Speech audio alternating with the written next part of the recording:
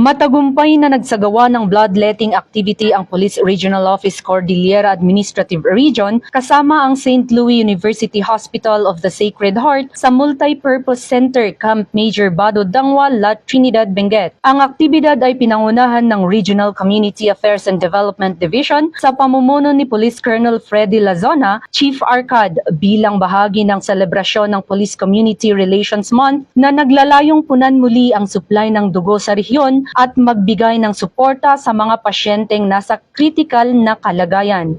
Ipinakita nito ang papel ng PNP hindi lang sa pagpapanatili ng kapayapaan at kaayusan, kundi pati na rin sa aktibong pagtulong sa kalusugan ng publiko at kapakanan ng komunidad. Bilang bahagi ng aktibidad, pinangunahan ni Police Colonel Alex Manlangit, Chief Regional Medical and Dental Unit, at Police Lieutenant Colonel Pelita Tasio, Assistant Division Chief ng ARCAD, ang donation drive kung saan may 26 na individual ang kusang loob na nag-donate ng dugo. Bawat donor ay nagbigay ng 500cc na nagresulta sa kabuuang 13,000cc ng dugo na pakikinabangan ng mga pasyenteng talagang nangangailangan sa pamamagitan ng blood bank ng nasabing hospital. Pinapakita ng aktibidad na ito ang dedikasyon ng ProCar sa pagtulong sa mga nangangailangan at sumasalamin sa mantra ng Chief PNP na serbisyong nararamdaman. Isang serbisyong tunay na nararamdaman ng mga tao sa pamamagitan ng pag-aalaga at malasakit.